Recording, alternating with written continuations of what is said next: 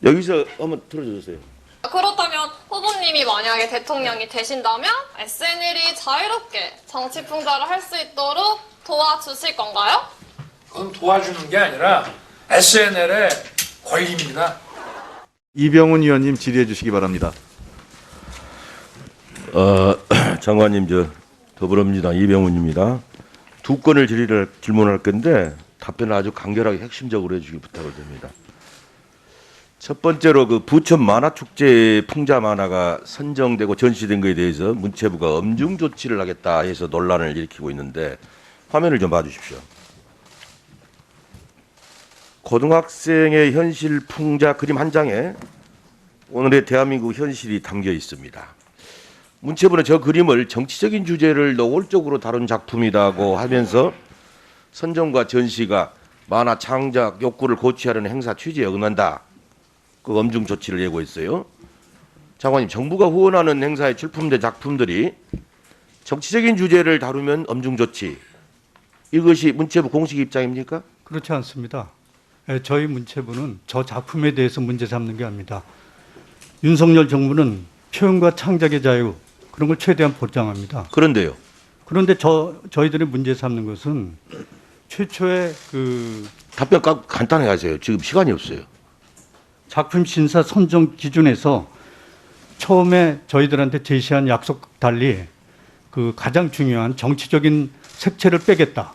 그리고 됐습니다. 영유훼손 하는 거는 안 하겠다 해놓고 자, 장관님 그런 됐어요. 그 조항을 삭제를 됐어요. 하고 공모를 했기 때문에 문제를 삼는 정치적인 것을 작품에 배제하겠다는 대해서는 문제 것을 삼지 조건으로 않습니다. 제시를 했다 이겁니까? 그 2013년 9월에 이런 일이 있었어요. 아시겠지만 국립극단이 개구리라는 작품이 정치적 편향성이 있다며 그 당시 시나리오를 고쳐라. 또 수정시켰어요. 또 창작 지원 대상에서도 배제를 시켰습니다. 예술인들이 이때를 문화예술계 블랙리스트의 시작이라고 본 겁니다. 장관님, 예술인들을 배제시키면서 블랙리스트 사건을 일으켰던 몸통이 그 뒤로 어떻게 됐는지 아시죠? 이거하고 그거하고 비교할 성격이 아닙니다. 아, 그래요? 네. 뭐 알겠습니다. 블랙리스트 사건은 표현의 자유라는 헌법 정신을 유린한 것이에요. 그래서 그때를 교훈으로 삼아서 만들어진 법이 뭔지 아세요? 예술인 권리보장법입니다. 예술인 권리보장법에 국가기관 등은 예술을 검열해서는 아니되며 예술인이 합리적인 이유 없이 예술 지원 사업을 결정해서 차별을 받지 아니하도록 해야 한다. 이러고 돼 있어요. 그런데 어저께 보니까 문체부는 어제 오전과 밤늦은 시간 두 번 보도자를 보냈더라고. 그 결론적으로 엄격하게 책임을 묻겠다. 이제 만화영상진흥원을 겁박하고 나선 겁니다. 장관님, 혹시 이 문제에 대해서 대통령실이나 다른 모처에서 전화 받으신 적 있어요? 없습니다. 아, 독자적인 판단이시고요. 네. 옛날 장관님 취임사 보니까 자유는 예술적 진취와 도전 정신을 주입합니다. 자유 정신은 문화예술의 빼어난 독창성과 대담한 파격, 미적 감성과 재능을 선사합니다. 이렇게 하셨어요. 네. 장관이 말씀하신 예술적 진취와 도전 정신은 이번에 나온 이 대통령을 풍자한 이 학생 작품과는 적용되지 않는 거예요? 저희들이 문제 삼는 것은 작품이 아닙니다.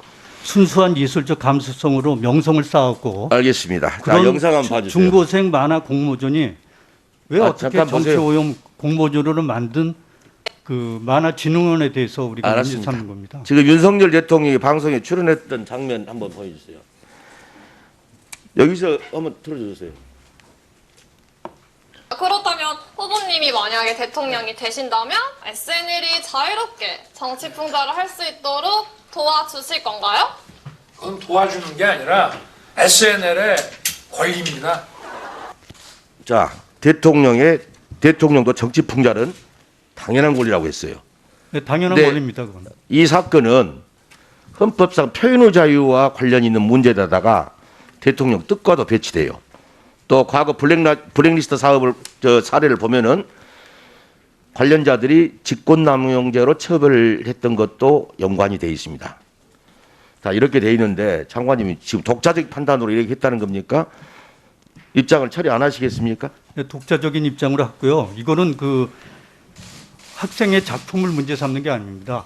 왜 순수한 예술적 감수성으로 명성을 쌓은 중고생 만화 공모전을 정치호용 공모전으로 변색시킨 알았어요. 만화진흥원에 대해서 지적을 장관님 합니다. 사고에가 상당히 문제가 있다고 보이는데 아이러니하게도 이 작품 속의 풍자는 문체부의 엄중하고도 신속 단호한 대응 이것으로 완성된 것 아니냐라는 생각이 들어요.